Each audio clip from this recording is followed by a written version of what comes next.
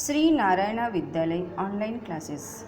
सुप्रभात विद्यार्थ्यांनो. मराठी अक्षर भारती इयत्ता 9वी पाठ 8 सखू आजी हा पाठ आज आपण शिकणार आहोत. पान क्रमांक 27. पाठाचे लेखक आहेत राजन गवस. जन्म झालेला 1959. प्रसिद्ध कथा कादंबरीकार, कवी, समीक्षक, संशोधक, भंडारभोग, धिंगाणा, कळप, तणकट इत्यादी कादंबऱ्या, हुंदका, काव्यसंग्रह आणि काचकवड्या हा ललित संग्रह प्रसिद्ध आहे. आता ललित संग्रह म्हणजे काय? म्हणजे 10-12 पानाचा जो छोटंसं पुस्तक ज्याला म्हणतो आपण त्याला ललित गद्य संग्रह म्हणतात. विद्यार्थ्यांनो, या पाठामध्ये सखू आजीच्या मनातील ज्या काही भावना आहेत, जुन्या नव्या जीवनमूल्याविषयीच्या भावना किंवा भान, तिचं प्रगतिशील दृष्टी जी आहे, निर्णय क्षमता काय आहे, माणसावरचं प्रेम काय आहे, हे या पाठामध्ये समजवण्याचा इथे प्रयत्न लेखकाने केलेला आहे. आता पाठ आपण शिकणार आहोत. पहिला परिच्छेद बघा.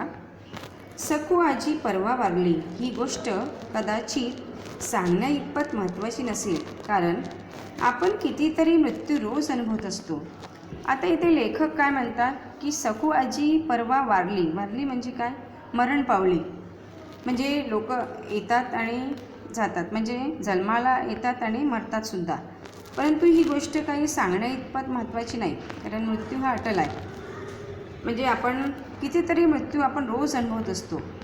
आता याच्यामध्ये महत्त्वाचं काय आहे की सखू आजी मरण पावली, याला विशेष महत्त्व द्यायचं आहे का, असा प्रश्न कोणीतरी उपस्थित करू शकेल. बरोबर आहे. मला काहीतरी म्हणायचे नाही, तरी सखू आजीचा मृत्यू मला खोलवर जखम करून गेलेला आहे. आता लेखकाला काय वाटते की सखू आजी जी मरण पावली आहे, तिचा मृत्यू झालेला आहे, ती त्यांच्या मनाला काहीतरी जखम करून गेलेली आहे. त्यांना खूप वाईट वाटतं त्याचं. त्यांना कसं वाटतं की आपण आपल्या आयुष्यामध्ये काहीतरी लॉस झालेला आहे, हरवलेलं आहे काहीतरी, असं त्यांच्या मनाला ती गोष्ट भेदून गेलेली आहे की माझ्या जगण्यातलं एक शुभ्र निरभ्र काही संपणं अशी पोकळी वाढते. इथे लेखक काय म्हणतात की मी जीवन जगत असताना माझ्या आयुष्यामध्ये एक कमीपणा, पोकळी ज्याला म्हणतो, कमीपणा निर्माण झालेली आहे. कोण सखू आजी? माझी कोण लागत होती का ती? कोणीच नाही. माझ्या जातीची ना पातीची, तरी ती माझ्या जवळचीच होती. लेखकाला काय वाटतं की कोण सखू आजी होती ती? माझी कोणी लागत नाही, म्हणजे ना माझ्या जातीची आहे ना माझ्या कुटुंबाची आहे, म्हणजे कोणीच नाही ती. माझ्या जवळचीसुद्धा नाही, माझ्या रक्ताच्या नात्याचीसुद्धा नाही. म्हणजे इथे सखू आजीचं वय किती आहे? 90 वर्षाचं. म्हणजे 90 वर्षाची झालेली, तरीसुद्धा हातामध्ये काठी लकडी, ज्याला लकडी जिसको कहते, ज्याला हातामध्ये तिने काठी घेतलेली आहे. वाकून कमान झालेलं शरीर, म्हणजे अशा प्रकारे ती वाकून चालते आणि तिचं शरीरही वाकलेलं आहे. सुरकुत्त्या पडलेल्या आहेत, ज्याला म्हणजे क्रॅक पडले, म्हणजे पूर्ण शरीरावरती एकदम, म्हणजे जे आपली स्किन जी आहे ती सुकलेली आहे. सखू आजी गल्लीतून जाताना कोणी सहज म्हटलं, आजी कुठं चाललीस? लगेच उत्तर, कुठं जातोय बाबा? म्हातारा माणूस, हाळं गेली वड्याला, बघा माझ्या मळ्याला. आता कोणीतरी विचारलं की आजी कुठं चाललीस? लगेच काय उत्तर द्यायची? म्हातारा माणूस. ती काय म्हणायची? हाळं गेली वड्याला, बघा माझ्या मळ्याला. याचा अर्थ काय होतो की माझी जी हाडं आहे ती स्मशानात आता पोहोचलेली आहे. आता तुम्ही माझ्या फक्त मळं म्हणजे काय, इथं आपल्याला प्रेत म्हणू आपण, म्हणजे माझ्या फक्त तुम्ही शरीराला बघा, माझ्या तुम्ही मळ्याला बघा. म्हणजे अशा प्रकारे ती काव्यात्मक भाषामध्ये ती बोलायची. आणि म्हातारी काय बोलते सगळ्यांना समजायचे नाही. प्रत्येक जण तिच्याशी बोलण्याचा प्रयत्न करतो. म्हातारी प्रत्येकाशी बोलते. आता प्रत्येक लोक, म्हणजे प्रत्येक गावातील लोक काय करतात? तिच्याशी बोलण्याचा प्रयत्न करतात आणि आजी सगळ्यांशी बोलते सुद्धा, परंतु ती काव्यात्मक भाषेत बोलते. तिला एकदम कविता आठवतात, म्हणजे कवितेत जगते ती.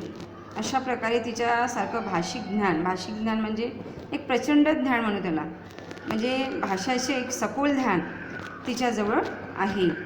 विद्यार्थ्यांनो, आता तुम्ही दुसरा परिच्छेद बघा. सखू आजी सहज बोलायला लागली की एक कविताच बोलायची. म्हणजे कुणी म्हटलं म्हातारी गप्प घरात बसायचं सोडून कुठं निघालीस मरायला. आता सखू आजी जी काही बोलते आहे ती काव्यात्मक भाषेत बोलते आहे आणि लोकांना ती काय वाटायची, कविता वाटायची.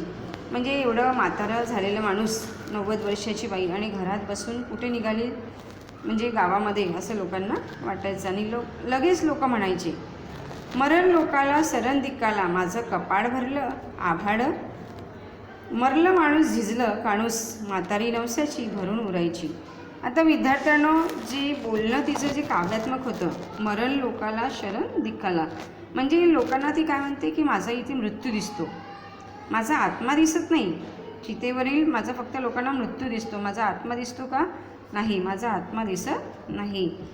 माझं कपाळ भरलं आभाळ, याचा अर्थ काय होतो की पावसाच्या ढगांनी आभाळ जसं भरलेलं असते तसं माझं काय आहे इथे नशीब आहे. म्हणजे अशा प्रकारे ती काव्यात्मक शब्दात बोलते. मरलं माणूस झिजलं काणूस, आता मेलेलं जे माणूस आहे झिजून जीर्ण झालेल्या कंसासारखं असते.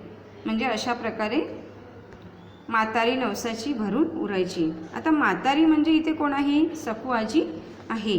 म्हणजे तुम्हाला नवसाने मिळालेली आहे. आता तिचं अस्तित्व आता सर्वत्र व्यापून उरलेलं आहे. म्हणजे अशा प्रकारे जी आहे ती आता लवकरच काय होणार आहे, मरणार आहे. म्हणजे अशा प्रकारे ती बोलायला लागली की आपोआपच तिच्या तोंडातून बाहेर यायचं. तिच्याशी बोलताना एक अवर्णनीय आनंद मिळायचा. म्हणजे ती काव्यात्मक भाषेमध्ये नेहमी बोलायची आणि अशा प्रकारे काय व्हायचं की तिच्या तोंडातून निघणारे जे काही शब्द होते तिला म्हणजे एकदम जे भाषिक ज्ञान ज्याला आपण म्हणू ते बोलण्यामध्ये आणि ऐकण्यामध्ये आपल्याला खूप आनंद मिळायचा, असं लेखकांना वाटतं. लहानपणी शाळेला जाता जाता आजी आम्हाला गोळा करून बसायची. लेखक काय म्हणतात की लहानपणी आम्ही जेव्हा शाळेत जात होतो ना तेव्हा आम्हाला आजी काय करायची, गोळा येणे म्हणजे जमा करायची, सर्व मुलांना ती जमा करायची आणि शेतातल्या देवाची काय सांगायची, गोष्ट म्हणजे काय, कथा सांगायची. आजीची गोष्ट कधी कधी आठवडा चालायची. आता आजी जी गोष्ट सांगायची, कथा सांगायची लहान मुलांना जमा करून, तर ती गोष्ट एक आठवडा संपायची का नाही. एकदा आजीने एक खूप छान गोष्ट सांगितली आणि संपवलीसुद्धा ती, पण ती माझ्या मनात दीर्घकाळ रेंगाळली. आता इथे लेखक काय म्हणतात की आजीने एकदा आम्हाला जी गोष्ट सांगितली होती ना ती खूप लांब होती आणि ती आठवते मलासुद्धा. म्हणजे दीर्घकाळ म्हणजे खूप वेळ, खूप दिवस मी ती विसरू शकलो का नाही. आता आजीने जी गोष्ट सांगितली ती काय म्हणते की शेतात एक साप होता, त्याचा झाला माणूस, त्याला पंख फुटले. म्हणजे गोष्ट बघा की एक अशा प्रकारे शेतामध्ये काय आहे, साप आहे आणि त्या सापाचा काय झालेला आहे, माणूस झालेला आहे आणि त्याला काय फुटलेलं आहे, पंख फुटलेले आहे. आणि तो कुठे गेला, समुद्रावर गेला. 4 वर्ष तपस्या म्हणजे काय, आता 12 वर्ष त्याला म्हणतो आपण तपस्या, म्हणजे साधना केली त्यांनी.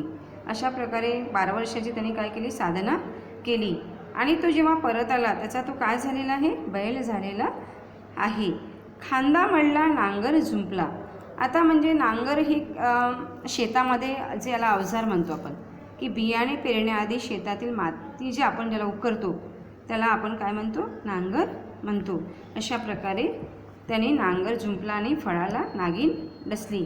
आता फाळ म्हणजे काय, नांगराची लोखंडी जे पाते असते त्याला काय म्हणतात, फाळ म्हणतात. आणि त्या फाळाला काय डसलेली आहे, नागिन चावलेली आहे.